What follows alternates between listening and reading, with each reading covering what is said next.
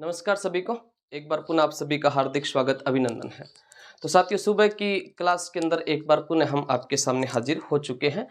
आज की क्लास में अपना जो प्रश्न है वो भी एक सभ्यता से संबंधित प्रश्न है कि आपको कुछ सभ्यताओं के नाम दिखाई दे रहे हैं और सामने उनके स्थल दिखाई दे रहा है, आपको मिलान करना है।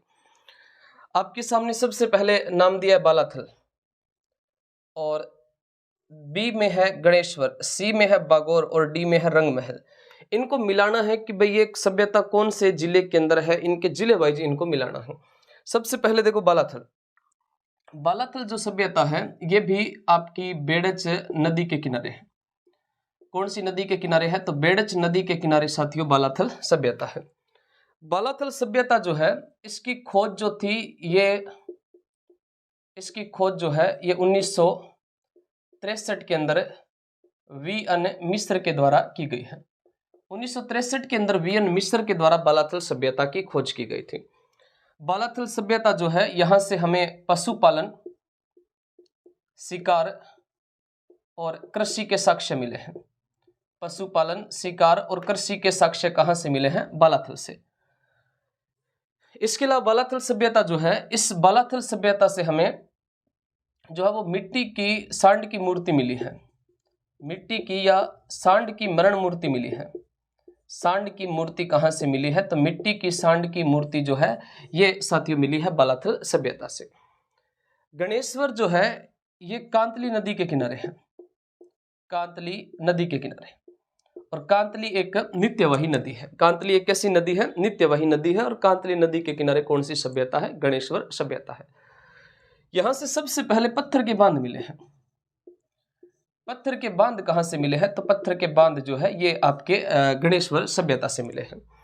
गणेश्वर सभ्यता को ताम्रवती जननी कहते हैं। जननी, ताम्रवती जननी किसको कहा जाता है? गणेश्वर को। साथ में पुरातत्व का पुष्कर किसको कहते हैं? पुरातत्व का पुष्कर। पुरातत्व का पुष्कर किसको कहते हैं? तो पुरातत्व का पुष्कर गणेश्वर को कहा जाता है। गणेश्वर के अंदर 99% उपकरण किसके मिले हैं? तांबे के मिले हैं। बागोर सभ्यता कोठारी नदी के किनारे है।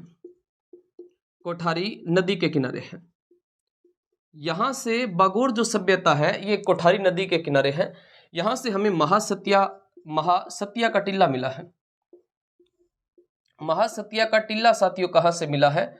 तो महासतिया का टीला जो है ये बागोर सभ्यता से मिला है। बागोर सभ्यता कोठारी नदी के किनारे, यहां पर 14 प्रकार की कृषि की जाती थी। 14 प्रकार की कृषि। और साथ में यहां से हमें सबसे प्राचीन पशुपालन के साक्ष्य मिले हैं। प्राचीन पशुपालन के साक्ष्य, या यूं कहें कि बागोर से प्राग ऐतिहासिक कालीन पशुपालन के साक्ष्य जो है वो देखने को मिलते हैं। रंगमहल सभ्यता जो है ये घग्गर नदी के किनारे है। घग्गर नदी के किनारे। अब आप इन सभी का मिलान कीजिए। बालाथल सभ्यता कहां पर है? तो बालाथल सभ्यता है साथियों आपकी उदयपुर के अंदर।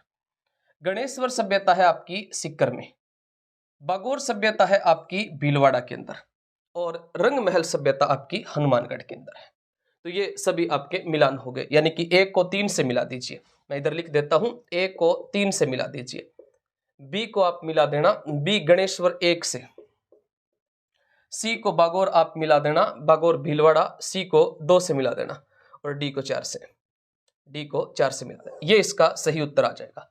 प्रत्येक क्लास के लास्ट में आपसे प्रश्न पूछे जाते हैं, और उसी कड़ी के अंदर आज की क्लास का आपका प्रश्न जो है ये हो जाएगा कि मिनेंडर की मुद्रा कहां से मिली है? मिनेंडर की मुद्रा, इसका आप उत्तर कमेंट करके बताइएगा। मिलते हैं अगली क्लास में, तब तक के लिए जय हिंद, जय भारत, धन्यवाद।